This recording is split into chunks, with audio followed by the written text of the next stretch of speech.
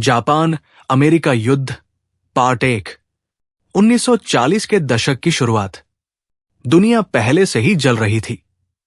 Europe में युद्ध भड़क चुका था, लेकिन एशिया में एक और तूफान उठ रहा था, जापान और अमेरिका के बीच टकराव।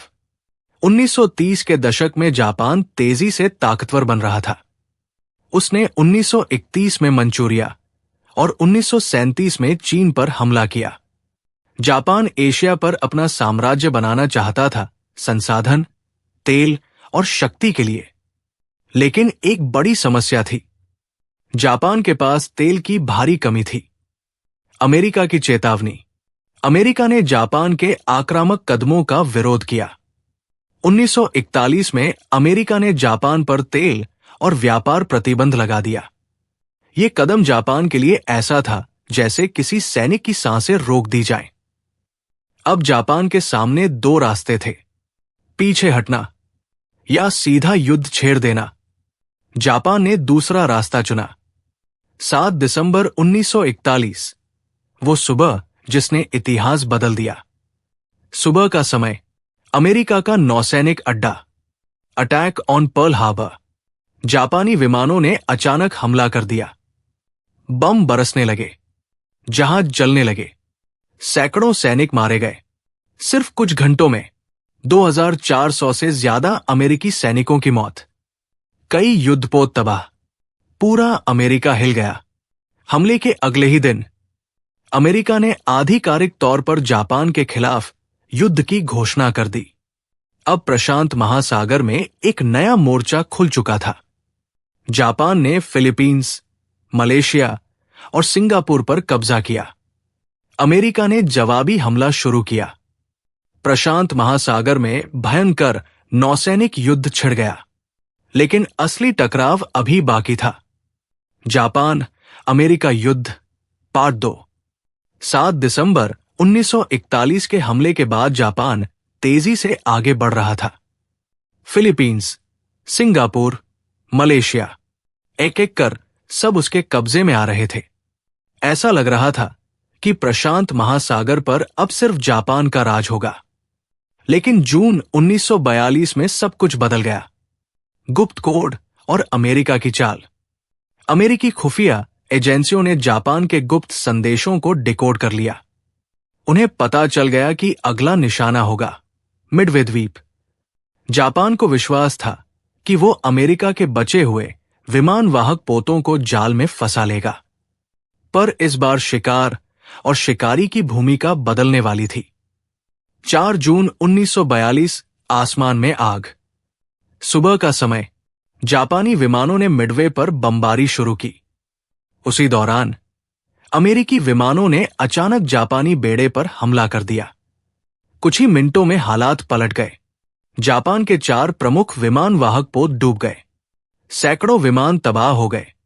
हजारों सैनिक मारे गए। ये जापान के लिए ऐसा झटका था जिससे वो कभी पूरी तरह उबर नहीं पाया। जापान की आक्रामक ताकत टूट गई। अमेरिका ने पहल अपने हाथ में ले ली।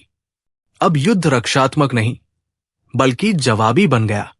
यहीं से अमेरिका ने आइलैंड हॉपिंग स्ट्रैटेजी शुरू की। एक एक द्वीप पर कब्जा कर जापान के करीब पहुंचना। मिडवे के बाद भयंकर लड़ाइयां हुई। Battle of Guadalcanal, battle of Iwo Jima, battle of Okinawa. हर द्वीप पर लड़ाई और भी भयानक होती गई। हजारों जाने गई। दोनों देशों के सैनिक मौत से खेल रहे थे। लेकिन असली अंत अभी बाकी था। जापान अमेरिका युद्ध पार्ट 3। वो अंत जिसने दुनिया बदल दी। 1945, जापान लगभग घिर चुका था। बैटल ऑफ ओकिनवा जैसी भीषण लड़ाइयों के बाद अमेरिका जापान के दरवाजे तक पहुंच चुका था। लेकिन एक समस्या थी। अगर अमेरिका सीधे जापान पर हमला करता तो लाखों सैनिक मारे जा सकते थे। इसी बीच एक गुप्त प्रोजेक्ट पूरा हो चुका था, मैनहट्टन प्रोजेक्ट। अमेरिका ने गुप्त रूप से परमाणु बम बनाया था। इस परियोजना का नाम था मैनहट्टन प्रोजेक्ट। राष्ट्रपति हैरी एस ट्रूमैन के सामने फैसला था, क्या इस नए और भयानक हथियार का इस्तेमाल किया जाए? फैसला लिया गया। 6 अगस्त 1945 हिरोशिमा, सुबह 8:15 बजे अमेरिकी B-29 विमान एनोलागे ने एटॉमिक बॉम्बिंग ऑफ हिरोशिमा को अंजाम दिया। कुछ ही सेकंड में पूरा शहर आग के गोले में बदल गया। लगभग 70,000 लोग तुरंत मारे गए। हजारों लोग बाद में रेडिएशन से मरते गए। शहर राख में बदल चुका था। लेकिन जापान ने तुरंत आत्मसमर्पण नहीं किया। 9 अगस्त 1945 नागासाकी, 3 दिन बाद दूसरा परमाणु बम गिराया गया। Atomic bombing of Nagasaki. फिर वही विनाश, फिर वही चीखें, फिर हजारों जाने खत्म। अब जापान के पास कोई रास्ता नहीं बचा था। 15 अगस्त 1935 युद्ध का अंत। जापान के सम्राट हिरोहितो ने रेडियो पर राष्ट्र को संबोधित किया। उन्होंने आत्मसमर्पण की घोषणा की। 2 सितंबर 1945 को आधिकारिक दस्तावेज पर हस्ताक्षर हुए और वर्ल्ड वॉर समाप्त हो गया। परिणाम, लाखों लोगों की मौत, जापान तबाह, अमेरिका सुपर पावर बनकर उभरा। परमाणु युग की शुरुआत। दुनिया हमेशा के लिए बदल चुकी थी।